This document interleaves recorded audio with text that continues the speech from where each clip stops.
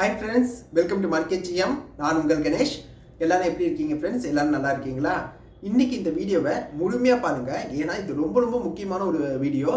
நிறைய பேர் bond investment பண்ணும்போது அந்த பிடிஎஃப் இருக்கும் பார்த்தீங்களா, அதில் அந்த டீட்டெயில் பிடிஎஃப் இருக்கும்ல, அதில் லிஸ்டட் எஸ் இருக்கும். ஓகேவா? அதை பார்த்துட்டு அது லிஸ்டட் பாண்டுன்னு நினச்சிக்கிறாங்க. ஓகேவா?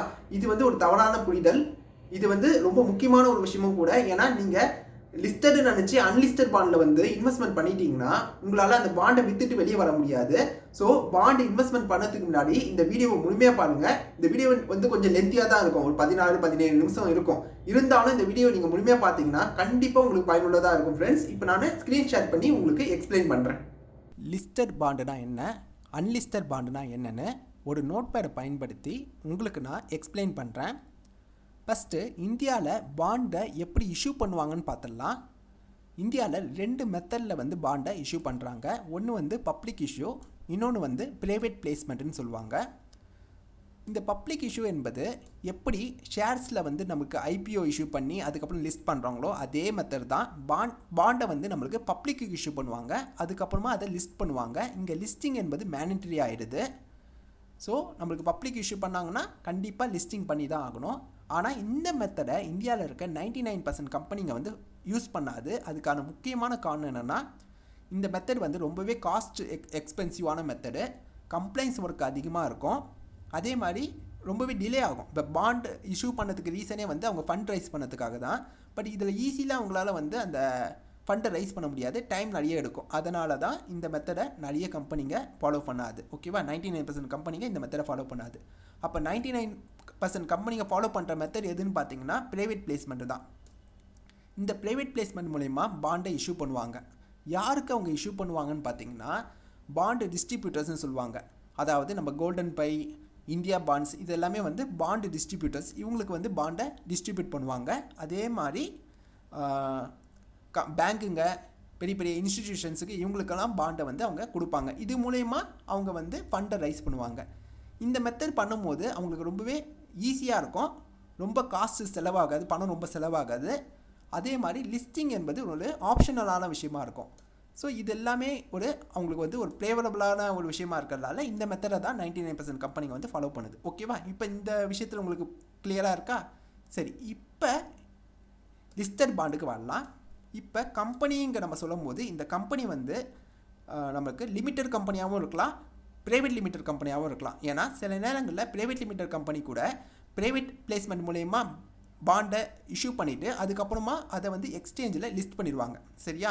பிஎஸ்சி இல்லை என்எஸ்சியில் லிஸ்ட் பண்ணிடுவாங்க. அப்படி லிஸ்ட் பண்ணிட்டாங்கன்னா அதுவும் லிஸ்டட் பாண்டு தான். ஓகேவா? ஸோ அவங்க எந்த மெத்தடை பயன்படுத்துகிறாங்க என்பது முக்கியம் இல்லை, அது லிஸ்ட் பண்ணுறாங்களா இல்லையா என்பது தான் முக்கியம். ஓகேவா? ஸோ கம்பெனி பாண்டை பிஎஸ்சி இல்லை என்எஸ்சியில் லிஸ்ட் பண்ணிட்டாங்கன்னா அது நமக்கு ஜீரோடா, எம்ஸ்டாக் இந்த மாதிரி புரோக்கர் ஆப்பில் கூட நம்மளால் அந்த பாண்டை போய் பார்த்து பையும் செல்லும் பண்ண முடியும். பாண்டு மார்க்கெட்டை பொறுத்த வரைக்கும் வால்யூம் ரொம்ப ரொம்ப கம்மியாக இருக்கும். அதாவது பையர்ஸும் செல்லர்ஸும் ரொம்ப ரொம்ப கம்மியாக தான் இருப்பாங்க. ஈவன் தோ அது லிஸ்டட் பாண்டாக இருந்தால் கூட எல்லா நேரத்துலையும் நம்மளால் பை பண்ண முடியும் இல்லை செல் பண்ண முடியும் நம்மளால் சொல்ல முடியாது. இருந்தாலும் நீங்கள் ஒரு லிஸ்டட் பாண்டை வாங்கினீங்கன்னா உங்களால் எக்ஸீட் ஆக முடியும். கொஞ்ச நாள் வெயிட் பண்ணி கூட உங்களால் எக்ஸீட் ஆக முடியும். உங்களுக்கு ஒரு ஆப்ஷன் இருக்கும். ஓகேவா? ஆனால் நீங்கள் ஒரு அன்லிஸ்டட் பாண்டை வாங்கிட்டீங்கன்னா அந்த பாண்ட்லேருந்து உங்களால் எக்ஸீட் ஆக முடியாது. நீங்கள் மெச்சூரிட்டி டேட் வரைக்கும் அந்த பாண்டை நீங்கள் வச்சுருக்க மாதிரி இருக்கும். சரி, இப்படி லிஸ்டான பாண்டுங்க 2 இடத்துல அதோடைய இது இருக்கும். ஓகேவா? ட்ரேட் ஆன் சிஎம்னு சொல்லுவோம், அதுலேயும் அப்பீர் ஆகும். அதே மாதிரி corporate bond reporting and integrated clearing system சொல்லுவோம். இதுலேயும் அதோடைய நேம் அப்பீர் ஆகும். ஓகேவா? அதாவது ஒரு ட்ரேடு நடந்துச்சுன்னா அந்த ட்ரேடு இந்த 2 இடத்துலையுமே அப்பீர் ஆகும். ஓகேவா? இதுவே அன்லிஸ்டட் பாண்ட்ஸை பொறுத்த வரைக்கும் அந்த பாண்டு நமக்கு எக்ஸ்சேஞ்சில் இருக்காது. மோஸ்ட்லி ப்ரைவேட் லிமிட்டட் கம்பெனிங்க இருக்குது பார்த்தீங்களா, அதுங்க இஷ்யூ பண்ணுற பாண்டு மோஸ்ட்லி அவங்க லிஸ்ட் பண்ண மாட்டாங்க. ப்ரைவேட் பிளேஸ்மெண்ட் மூலயமா பாண்டை இஷ்யூ பண்ணுவாங்க. இஷ்யூ பண்ண பிறகு அதை லிஸ்ட் பண்ண மாட்டாங்க. ஓகேவா? ரேராக தான் அவங்க லிஸ்ட் பண்ணுவாங்க. எப்போயாவது ஏதாவது ஒரு கம்பெனி தான் லிஸ்ட் பண்ணும். ஸோ அதோடைய பாண்ட் எல்லாமே எங்கே அப்பீர் ஆகும்னு பார்த்தீங்கன்னா இந்த corporate bond reporting and integrating clearing system இருக்குது பார்த்தீங்களா, இதில் மட்டும்தான் அப்பீல் ஆகும். இதை தான் நிறைய இதில் என்ன நினச்சிப்பாங்களா, லிஸ்டட் எஸ்ன்னு கொடுப்பாங்க. இதனால் அந்த லிஸ்டடுன்னு இருக்குது பார்த்தீங்களா, அது எஸ்ன்னு கொடுப்பாங்க. அதை நிறைய பேர் தவறாக புரிஞ்சுப்பாங்க. அந்த பாண்டு லிஸ்டட் பாண்டுன்னு தவறாக புரிஞ்சுப்பாங்க. ஓகேவா? அதுக்காக தான் இந்த வீடியோ நான் மேக் பண்ணதுக்கே முக்கியமான காரணம் இது தான். ஸோ இதை வந்து இப்போ உங்களுக்கு என்எஸ்சிலேருந்து நான் காட்டுறேன். என்எஸ்சியில் போனீங்கன்னா உங்களுக்கு மார்க்கெட் டேட்டா கீழே பார்த்தீங்கன்னா ட்ரேடர் ஆன் சிஎம்னு இருக்கும், CBRICSன்னு இருக்கும். இந்த ரெண்டுத்துலேயுமே வந்து லிஸ்டட் பாண்டு வந்து உங்களுக்கு அப்பீல் ஆகும். அதில் ஒரு ட்ரேடு நடந்துச்சுன்னா அது ரெண்டு இடத்துலையுமே அப்பீல் ஆகும். அதுவே ஒரு அன்லிஸ்டட் பாண்டாக இருந்துச்சுன்னா, அதில் ஒரு ட்ரேடு நடந்துச்சுன்னா, அதில் எப்படி ட்ரேட் நடக்கும்னா புரோக்கர் செல்லிங் இருக்கும். சில நேரத்தில் அந்த கம்பெனி புரோக்கருக்கு விற்கும், இல்லை பாண்டு டிஸ்ட்ரிபியூட்டர் வேறு யாருக்காவது ஒருத்தவங்களுக்கு விற்பாங்க, பேங்க்குங்களுக்கு விற்பாங்க. இந்த மாதிரிலாம் ட்ரேட் நடக்கும். ஓகேவா? இதில் வந்து ரீட்டெயில் வந்து வாங்கவோ விற்கவும் முடியாது. அதாவது நம்மளால் வாங்கவோ விற்கவும் முடியாது. ஒன்லி லிஸ்டட் பாண்டு இருக்குது பார்த்தீங்களா, அதில் மட்டும்தான் ரீட்டெயில் வந்து வாங்கவோ விற்கவும் முடியும்.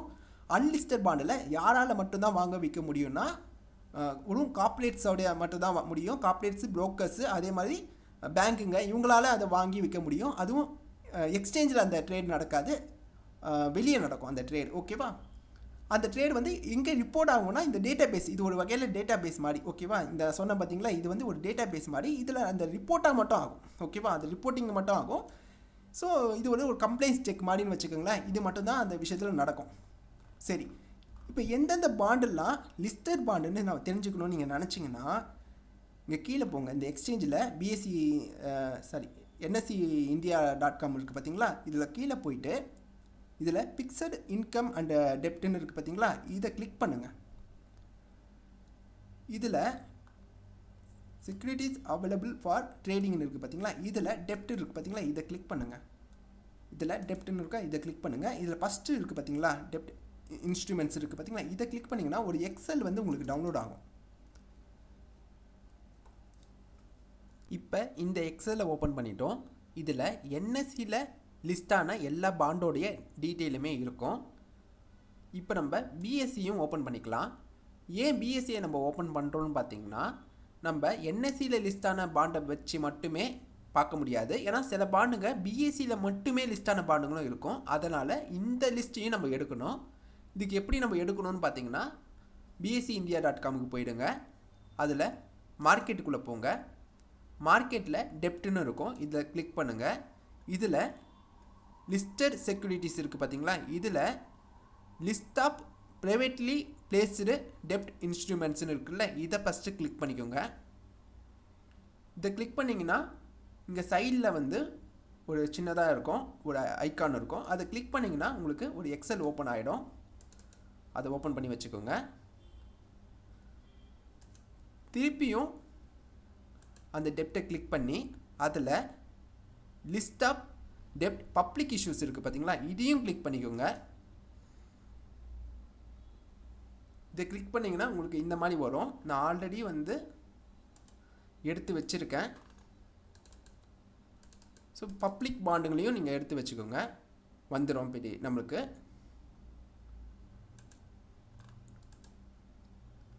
ஸோ இப்போ நம்மக்கிட்ட 2 எக்ஸல் இருக்குது. பிஎஸ்சிலேயே 2 எக்ஸல் இருக்குது. ஒன்று வந்து ப்ரைவேட் பிளேஸ்மெண்ட் மூலயமா லிஸ்டான பாண்டுங்க, இன்னொன்று பப்ளிக் இஷ்யூ மூலயமாவே லிஸ்டான பாண்டுங்க. இது எல்லாமே பிஎஸ்சியோடைய லிஸ்ட்டு. என்எஸ்சி தனியாக நம்ம வச்சுருக்கோம். சரி, இப்போ இந்த மாதிரி நம்ம எடுக்கும் போது இதோட யூஸ் என்ன நான் சொல்லிடுறேன். இப்போ நம்ம ஒரு பாண்டை வாங்க போகிறோம், கோல்டன் பையில் வாங்க போகிறோம், இல்லை இந்தியா பாண்ட்ஸில் வாங்க போகிறோம், எதில் வேணால் நம்ம வாங்கலாம். அந்த பாண்டு வந்து உண்மையிலேயே எக்ஸ்சேஞ்சில் லிஸ்ட்டாக இருக்கா இல்லையா என்பதை தெரிஞ்சுக்கிறதுக்காக தான் இந்த எக்ஸலை நம்ம ஓப்பன் பண்ணியிருக்கோம். ஓகேவா ஃப்ரெண்ட்ஸ்? இப்போ நம்ம என்ன பண்ணலான்னா கோல்டன் பைக்குள்ளே போகலாம். இப்போ இதில் கீர்த்தனான ஒரு கம்பெனி இருக்குது. ஓகேவா? இதுவும் ஒரு ப்ரைவேட் லிமிடெட் கம்பெனி தான். ஓகேவா? இதோடைய கேஷ் ஃப்ளோவை நம்ம ஓப்பன் பண்ணலாம்.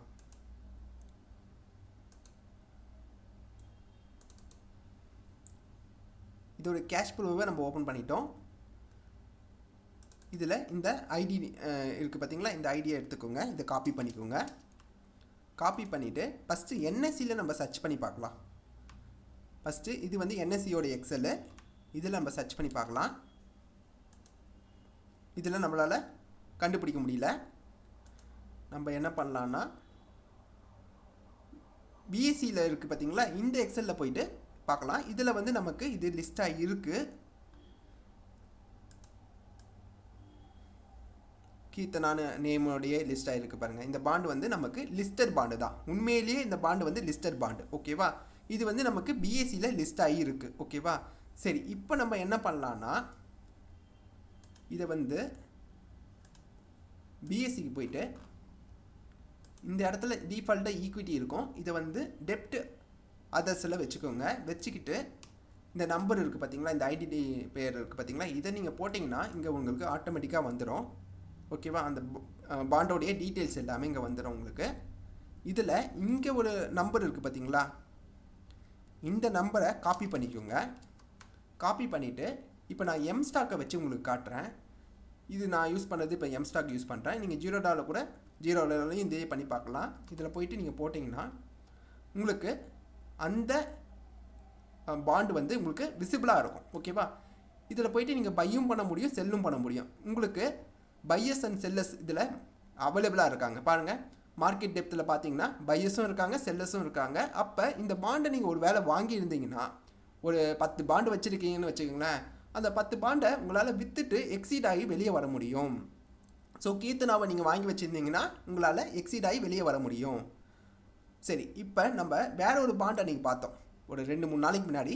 அகரான ஒரு பாண்டை வந்து நம்ம பார்த்தோம். ஓகேவா? அதையும் இப்போ நம்ம பார்க்கலாம். ஸோ அதை நம்ம ஓப்பன் பண்ணிக்கலாம். இப்போ இந்த பாண்டு வந்து லிஸ்ட் ஆகிருக்கா இல்லையான்னு பார்க்கலாம். இதில் பாருங்கள், இதுலேயும் நம்மளுக்கு வந்து லிஸ்டட் வந்து எஸ் தான் கொடுத்துருக்காங்க. ஆனால் இந்த பாண்டு லிஸ்ட் ஆகிருக்கா இல்லையான்னு இப்போ நம்ம செக் பண்ணி பார்க்கலாம். ஃபஸ்ட்டு என்எஸ்சியில் போயிட்டு நம்ம செக் பண்ணுறோம். என்எஸ்சியில் அந்த எக்ஸலில் வந்து நமக்கு இல்லை. ஓகேவா? இப்போ நம்ம பிஎஸ்சி இருக்குது பார்த்தீங்களா, இந்த லிஸ்ட்டில் போயிட்டு நம்ம செக் பண்ணுறோம். பிஎஸ்சிலையும் இது ஃபவுண்ட் ஆகலை.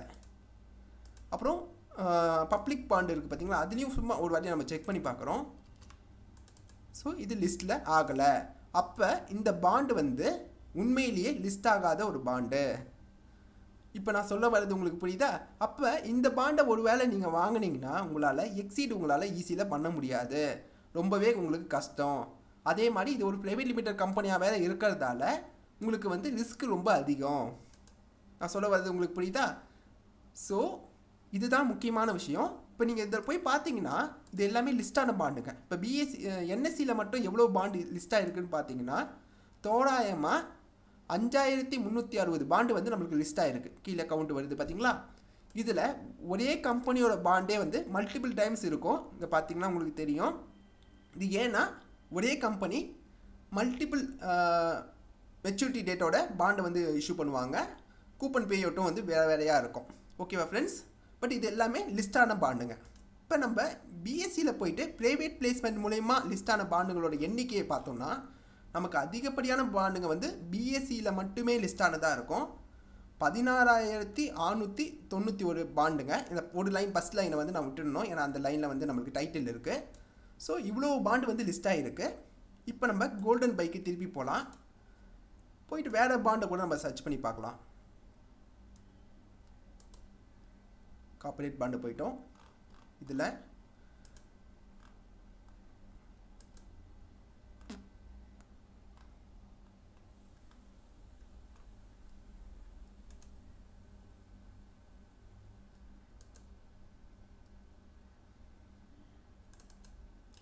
இந்த ஐடென்டிஃபையரை வந்து நம்ம காப்பி பண்ணிட்டோம். ஃபஸ்ட்டு என்எஸ்சிக்கு போகிறோம். என்எஸ்சியில் இந்த பாண்டு வந்து லிஸ்ட் ஆகலை. பிஎஸ்சிக்கு போகிறோம். பிஎஸ்சிலையும் இந்த பாண்டு லிஸ்ட் ஆகலை.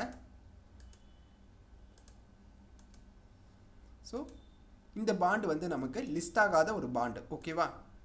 ஆனால் இந்த கம்பெனியோட பேரை பாருங்கள், இது வந்து ஒரு லிமிட்டட் கம்பெனி. ஓகேவா? இது வந்து ப்ரைவேட் லிமிடெட் கம்பெனி இல்லை, பட் இது ஒரு லிமிட்டட் கம்பெனி. இருந்தாலும் இவங்க இந்த பாண்டை வந்து அவங்க லிஸ்ட் பண்ணலை.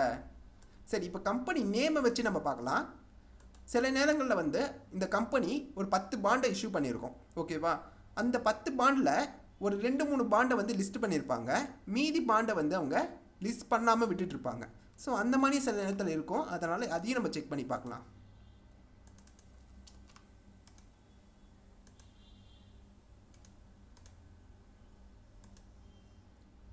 இப்போ பார்த்தீங்கன்னா தெரியும், இந்த கம்பெனி நிறைய பாண்டை வந்து இஷ்யூ பண்ணியிருக்காங்க. ஓகேவா? அதில் நிறைய பாண்டு வந்து லிஸ்ட் ஆகிருக்கு. ஓகேவா, இவ்வளோ பாண்டு வந்து லிஸ்ட் ஆகிருக்கு. இந்த பாண்டு இல்லாமல் சில பாண்டுங்களை வந்து அவங்க லிஸ்ட் பண்ணலை, எக்ஸ்சேஞ்சில் அவங்க லிஸ்ட் பண்ணாமல் விட்டுட்ருக்காங்க. அப்படி லிஸ்ட் பண்ணாமல் விடப்பட்ட ஒரு பாண்டு தான் இந்த பாண்டு. ஓகேவா, இப்போ இன்னொன்று வாட்டி கூட நம்ம செக் பண்ணிக்கலாம்.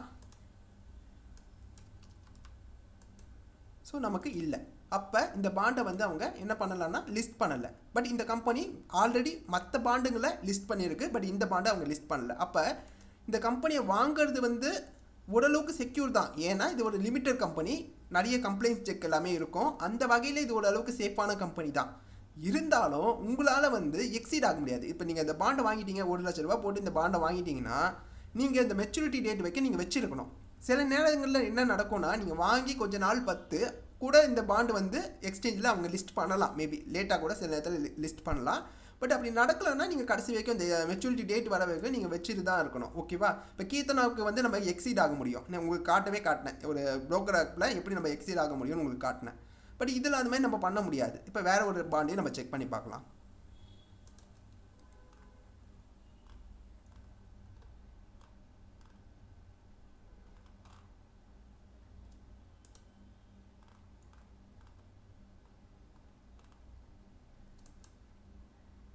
இந்த பாண்டு பார்க்கலாம். ஏன்னா இது பர்சன்டேஜ் வந்து நல்லா இருக்குது, 12% இருக்குது. மினிமம் இன்வெஸ்ட்மெண்ட்டும் ரொம்ப கம்மியாக இருக்குது.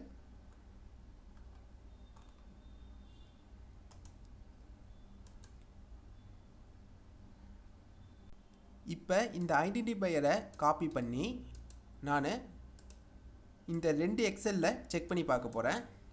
ஃபஸ்ட்டு என்எஸ்சியோடைய எக்ஸலில் செக் பண்ணுறேன். என்எஸ்சியில் இது லிஸ்ட் ஆகலை. பிஎஸ்சியோடைய எக்ஸலையும் நான் செக் பண்ணுறேன், இங்கேயும் இது லிஸ்ட் ஆகலை.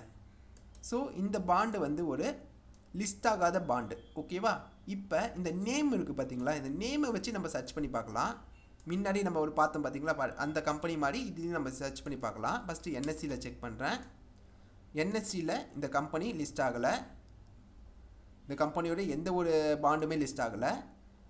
பிஎஸ்சியில் போய் பார்க்கும்போது இந்த கம்பெனியோட மற்ற பாண்டுங்க வந்து பிஎஸ்சியில் வந்து லிஸ்ட் ஆகிருக்கு. நிறைய பாண்டை வந்து இந்த கம்பெனி வந்து பிஎஸ்சியில் லிஸ்ட் பண்ணி வச்சுருக்காங்க.